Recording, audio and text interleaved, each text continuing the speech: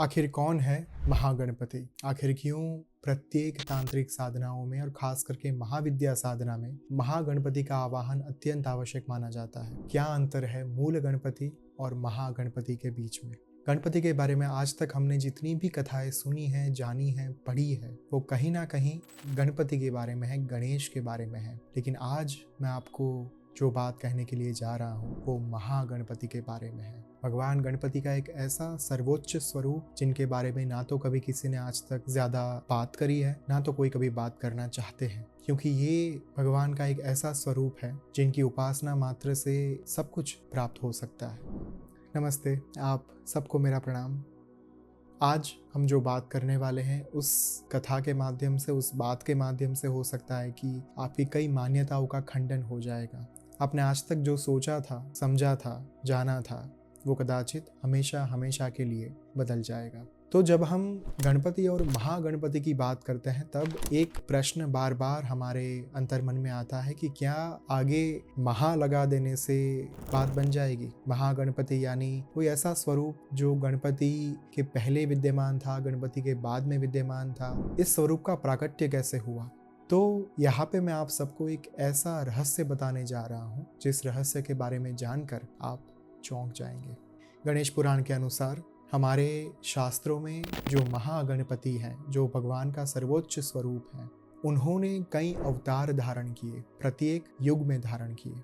जैसे भगवान विष्णु प्रत्येक युग में सतयुग, त्रेता युग, द्वापर युग और कलयुग में अवतार धारण करते रहे हैं, वैसे ही भगवान गणपति जो है महागणपति, वे भी अलग अलग युग के हिसाब से अलग अलग अवतार धारण करते आ रहे हैं। भगवान महागणपति का जो सबसे पहला अवतार था जो सतयुग में हुआ वो था महोत्कट विनायक गणपति, जो सिंह के ऊपर, शेर के ऊपर आरूढ़ थे, लायन के ऊपर उनकी सवारी थी। तत्पश्चात त्रेता युग में मयूरेश्वर गणपति, अर्थात जो मयूर के ऊपर यानी कि मोर के ऊपर सवार हुए, आरूढ़ हुए, वे थे मयूरेश्वर गणपति। तत्पश्चात द्वापर युग में यानी कि पिछले युग में जिस गणपति का प्राकट्य हुआ वे थे गौरी पुत्र गजानन गणपति, जो मूषक के ऊपर, चूहे के ऊपर सवार थे। जो गणपति की पूजा हम हमारे घरों में करते हैं, जिस गणपति की पूजा हम आदिकाल से करते आ रहे हैं, वे गणपति वास्तव में द्वापर युग के गणपति हैं। किंतु कई चित्रों में आपने देखा होगा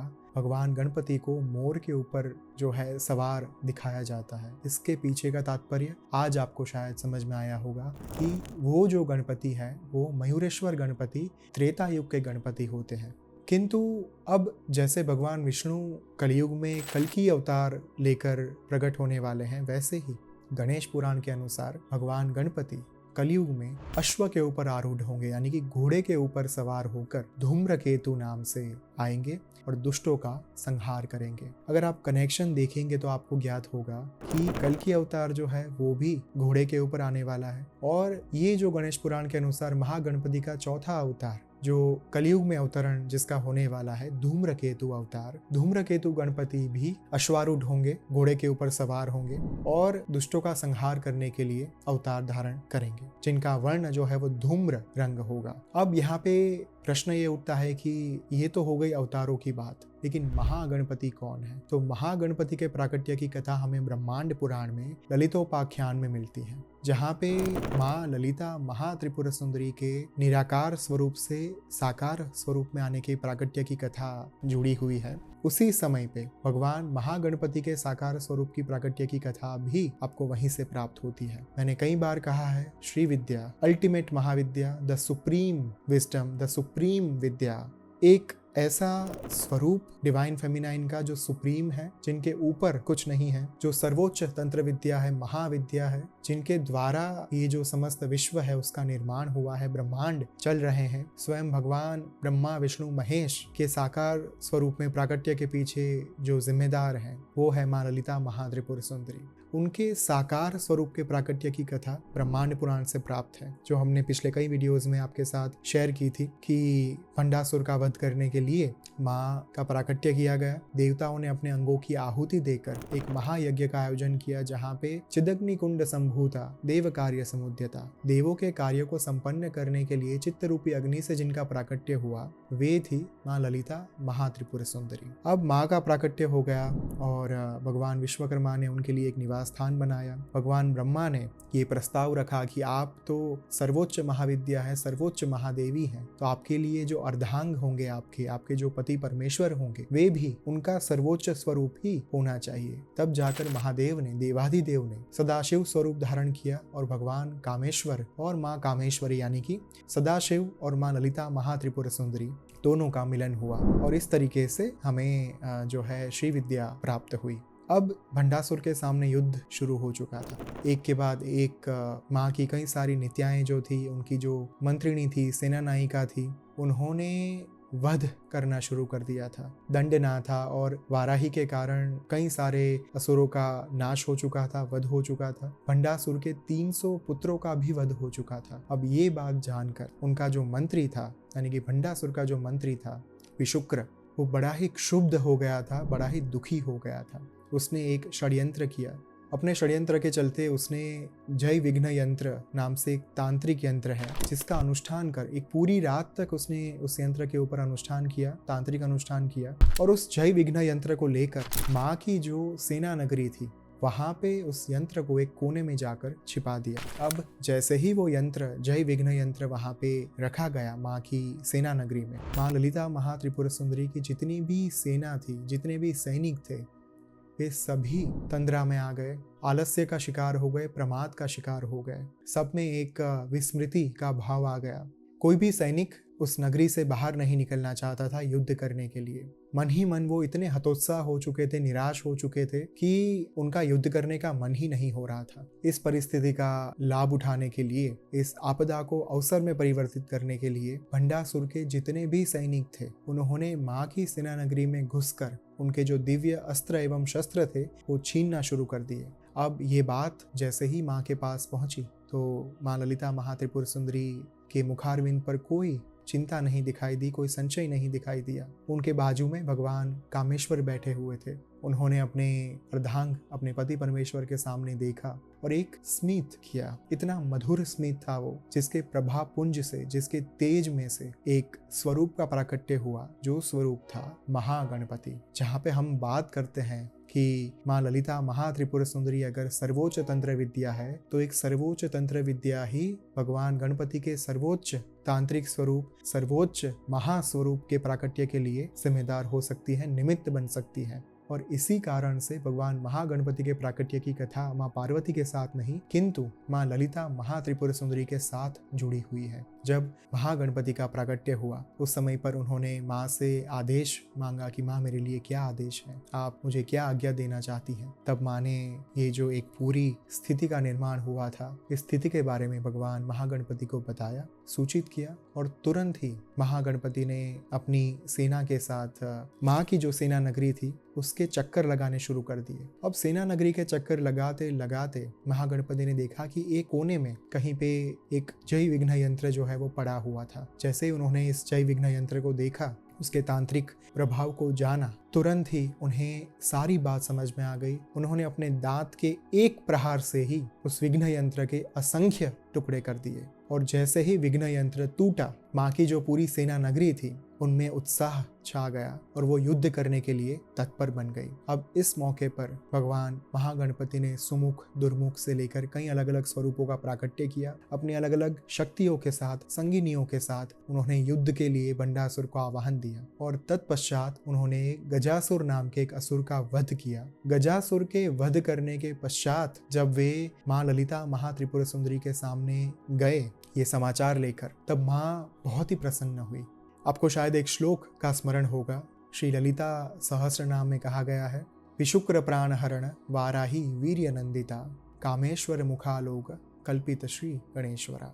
भगवान कामेश्वर के मुख के सामने देखते ही भगवान महागणेश का जो है प्राकट्य हो गया। विघ्न यंत्र प्रहर्षिता कहा जाता है माँ को। इस कथा के पीछे का जो मूल कारण है वो इतना ही है कि महागणपति का प्राकट्य कैसे हो पाया। तो कथा पे वापस चलते हैं। जब भगवान महागणपति माँ के पास गए, माँ बड़ी प्रसन्न हुई उनके पराक्रम को देखकर, और उस समय पर माँ ललिता महात्रिपुर सुंदरी ने आशीर्वाद दिए भगवान महागणपति को कि आने वाले समय में आप अग्र पूज्य होंगे। अग्र पूज्य यानी आपको सबसे पहले पूजा जाएगा। आपकी पूजा के बिना कोई भी धार्मिक एवं आध्यात्मिक कार्य संपन्न नहीं हो पाएगा। तब जाकर हमें एक अग्र पूज्य की कथा प्राप्त होती है। और इसी कारण से जब आप शुक्ल यजुर्वेद भी पढ़ेंगे, जब आप रुद्र अष्टाध्यायी भी पढ़ेंगे, वहाँ पे बहुत ही सुंदर एक मंत्र दिया गया है। ओम गणानां त्वा गणपतिगुं हवामहे प्रियाणां त्वा प्रियपतिगुं हवामहे निधीनां त्वा निधिपतिगुं हवामहे वसो मम आहमजानि गर्भधमा त्वमजासि गर्भधम्। प्रत्येक साधना की शुरुआत में हम इस मंत्र का उच्चारण करते हैं। इतना ही नहीं, एक और भगवान गणेश की स्तुति जो है, उनके 12 नाम 12 नाम का उच्चारण हम अवश्य करते हैं। सुमुखश्चैकदन्तश्च कपिलो गजकर्णकः लंबोदरश्च विकटो विघ्ननाशो विनायकः धूम्रकेतुर्गणाध्यक्षो भालचंद्रो गजाननः द्वादशैतानि नामानि यः पठेत् शृणुयादपि विद्यारंभे विवाहे च प्रवेशे निर्गमे तथा संग्रामे संकटे चैव विघ्नस्तस्य न जायते। तो इस एपिसोड के माध्यम से हम आप तक ये एक संदेशा पहुंचाना चाहते थे कि भगवान गणपति और महागणपति के बीच में क्या अंतर है। भगवान महागणपति ने आगे चलकर जो अलग अलग अवतार धारण किए, वे अवतार थे महोत्कट विनायक, मयूरेश्वर, गजानन गौरीपुत्र और धूम्रकेतु गणपति, जो आने वाले समय में अवतार धारण करेंगे, कलयुग के काल में अवतार धारण करेंगे। और उनके कई सारे अवतारों के बारे में गणेश पुराण भी बात करता है। 32 अवतार के बारे में बात की गई है। मुद्गल पुराण में भी आप अगर पढ़ेंगे तो गणेश भगवान के अलग अलग अवतार आपको ध्यान में आएंगे। जैसे हमने जो 12 नामों की स्तुति की, उसमें भी आपको 12 अलग अलग अवतारों के बारे में बात कही गई है।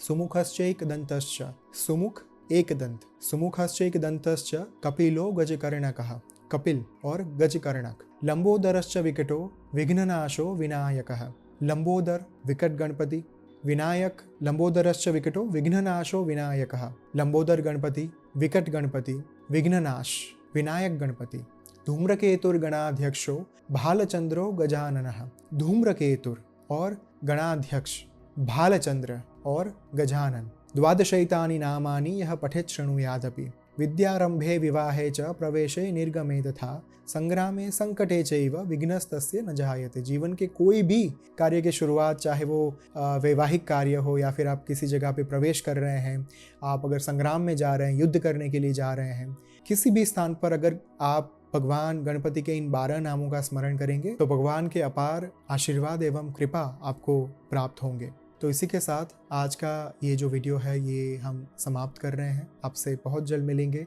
अगर आपको ये वीडियो अच्छा लग रहा है तो प्लीज़ इसे लाइक, शेयर और वेदोलॉजी चैनल को सब्सक्राइब करिएगा। इस वीडियो में आपको क्या अच्छा लगा इसके बारे में आप कमेंट करना नहीं भूलिएगा। अगर आपने अभी भी मृत्युंजय महाअसुर श्रेणी भाग 1 नहीं खरीदी है तो उसके लिए डिस्क्रिप्शन बॉक्स में आपको अमेज़ॉन की लिंक दी गई है। ये पुस्तक भारतीय वेद पुराण एवं उपनिषद के बारे में एक कथा स्वरूप में कुछ बातें जो है वो कहता है। और ये जो समस्त श्रेणी यहाँ पे दी गई है, मृत्युंजय के बाद भी यहाँ पे बहुत सारी किताबें आने वाले समय में आएगी, जहाँ पे हम शैव तंत्र, वैष्णव तंत्र और शाक्त तंत्र के बारे में बहुत ही विस्तार पूर्वक बात करने वाले हैं। साधनाओं के बारे में और ज़्यादा जानने वाले हैं कथा के माध्यम से, स्टोरी के माध्यम से। एक ऐसी तांत्रिक फिक्शन जो आप पढ़ेंगे तो आपको साधना के मार्ग पर आगे बढ़ने के लिए भी एक प्रेरणा अवश्य मिलेगी। धन्यवाद। ओम श्री मात्रे नमः।